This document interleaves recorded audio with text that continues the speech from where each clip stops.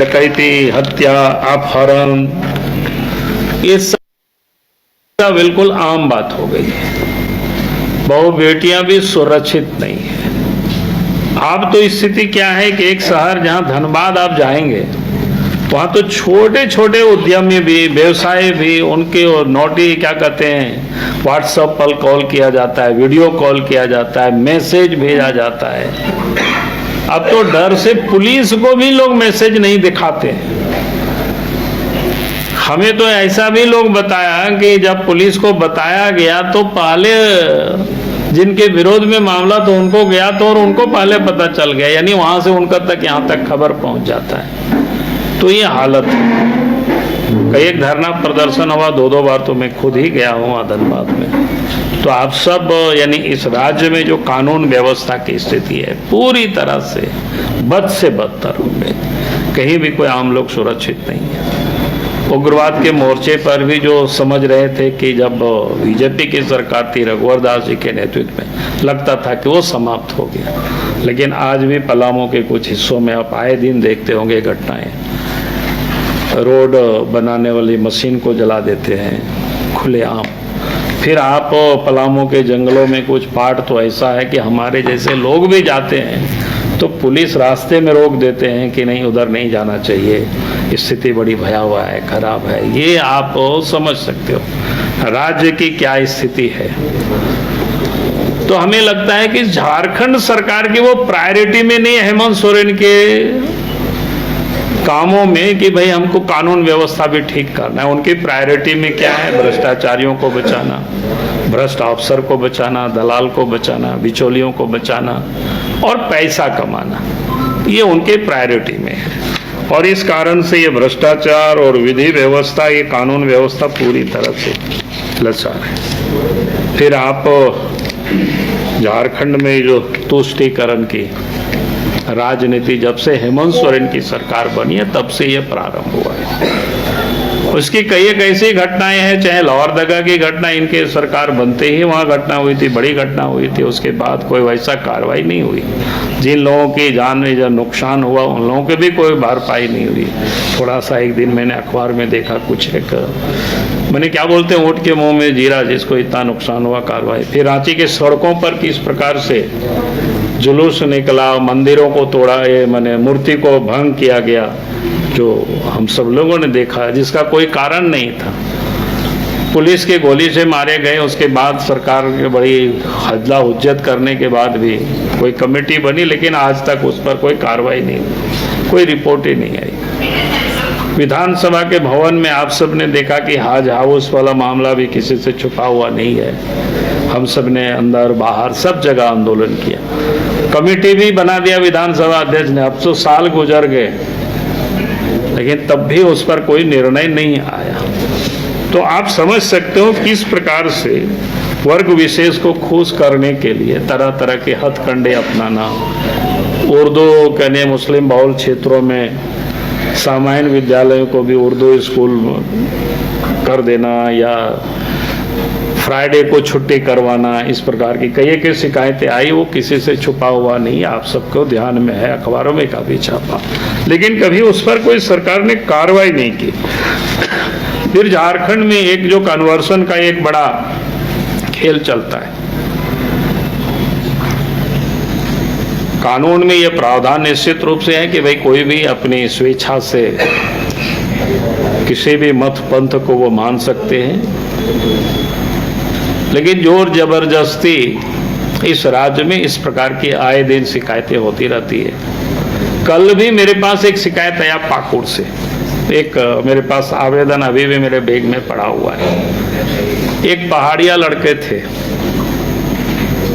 उसी गांव में, मुस्लिम गांव भी वहां पर है, आबादी रहती है। तो उसको पकड़ करके उसको शादी भी करवाया, जबरदस्ती निकाह भी करवाया। फिर उन्होंने हमें लिख करके भेजा है कि भाई हमसे जबरदस्ती कहता है कि यह मांस खाओ जो प्रतिबंधित है। अब उन लोगों के घर से तो भाग के आया, एसपी को लिख करके 26 तारीख को दिया है, पाकुड़ के एसपी को, प्रिमिटिव ट्राइब से। लेकिन आज भी मैं सवेरे जब आ रहा था तो मैंने उस व्यक्ति से बात की, हमने पूछा कि भैया अभी तक एफआईआर हुआ कि नहीं हुआ है, तो बोला कि नहीं अभी तक नहीं हुआ है। तो मैं एक उदाहरण सिर्फ मैं आप सब लोगों को बता रहा था किस प्रकार से धर्मांतरण का जो खेल चल रहा है, जोर जबरदस्ती। एक तरफ हम लोगों ने जहाँ देखा है कि भाई लड़कियों के साथ शादी करके उनकी जमीन पर दखल करना, लेकिन यहाँ लड़कियों को भी लगा करके कि उनके साथ फिर बात जबरदस्ती नहीं करोगे तो फिर तुम्हारे ऊपर केस कर देंगे, फंसा देंगे। तो फिर गरीब बेचारा डरता है, लेकिन अंत में जब अधिक टॉर्चर किसी को भी किया जाता है तो फिर ब्लस्ट होता है। तो मैंने ये घटना मैंने आप सब लोगों के साथ उल्लेख किया है कि झारखंड में इस प्रकार की ये जो खेल चल रहा है। फिर बाकी विषय कुल मिलाकर के उसी से संबंधित है सब कुछ। और केंद्रीय योजनाओं का जो हस्र है, जैसे जल जीवन मिशन प्रधानमंत्री का सबसे मैंने ये जिस प्रकार से शौचालय बनाए, गैस कनेक्शन लोगों को उपलब्ध कराए, प्रधानमंत्री आवास। तो ये प्रधानमंत्री की योजना है कि भाई हमारी जो स्वास्थ्य जब बिगड़ता है तो उसका एक कारण भी होता है शुद्ध पेयजल का ना होना। तो इसलिए प्रधानमंत्री जी ने कहा कि भाई नल से जल हर लोगों को उपलब्ध हो। लेकिन वो योजना बिल्कुल झारखंड में लटका हुआ है, समझिए। सरकार को उस पर कोई चिंता नहीं है। सरकार ने जो टेंडर किया, जिस कंपनियों को मिला है, सिर्फ समझिए वो कमीशन के अतिरिक्त और कुछ भी नहीं। और बाकी वहाँ पानी आ रहा है कि नहीं रहा है, ठीक से काम हो रहा है कि नहीं हो रहा है, सरकार को उसकी कोई चिंता ही नहीं। फिर जितनी भी बुनियादी सुविधाओं को लेकर के तो सरकार बिल्कुल उदासीन है। इन 4 वर्षों के अंदर सड़कों की हालत खराब हो गई, जो बनी हुई थी वो भी पूरी तरह से टूट गई। सरकार को उसकी कोई चिंता नहीं। जितनी भी जो विद्यालय वगैरह की जितना शिक्षकों की कमी है, बहालियां नहीं हो रही है, विद्यालय भी कई जगह पर जर्जर हो गए कि भाई इन 4 वर्षों में सरकार ने जो बुनियादी सुविधाओं को जो ठीक करने के लिए जो काम होना चाहिए था वो बिल्कुल नहीं। अब सरकार अपने ही कमाने में मस्त है, काम करने में नहीं। तो कुल मिलाकर के मैंने आपके समक्ष बिल्कुल संक्षिप्त में आप सबके समझ, चूँकि आपके पास ये पुस्तक पहुंच गया है, हम जरूर आप सब लोगों से निवेदन करेंगे। हमारे लोगों ने काफ़ी मेहनत किया है, काफ़ी अच्छा बनाया है। और इसलिए मैंने पूर्व से भी कहा कि जो कि बार बार राज्य के मुख्यमंत्री इस बात को वो दोहराते रहते हैं, भाई ये लोगों ने बर्बाद कर दिया था। तो हम लोगों ने दिखाया कि भाई पिछले हमने कितना दिनों तक बीजेपी ने यहाँ सेवा करने का मौका मिला और उस कालखंड में क्या क्या काम हुआ, ये सारे इन पुस्तक में, आरोप पत्र में उपलब्ध है। बहुत बहुत धन्यवाद।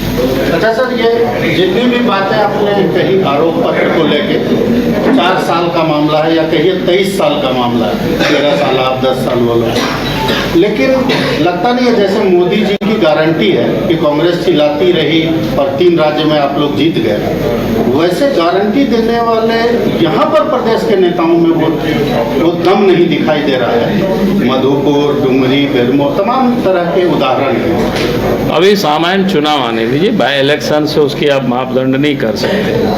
अभी 2024 में लोकसभा का चुनाव हो रहा है, अब इतना दिन आप इंतजार करिए।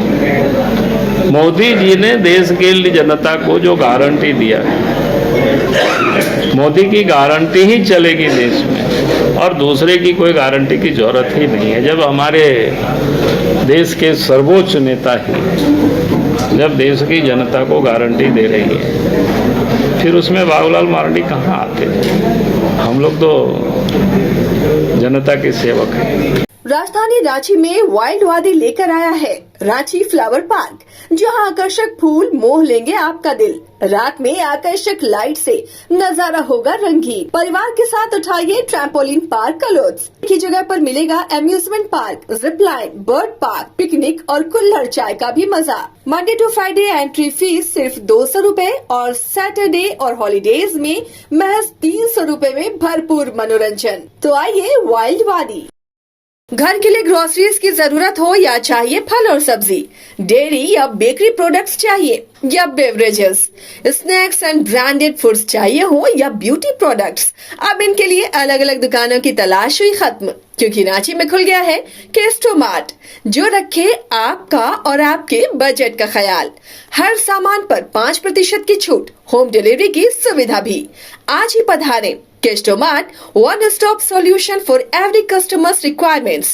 Call 9153989339.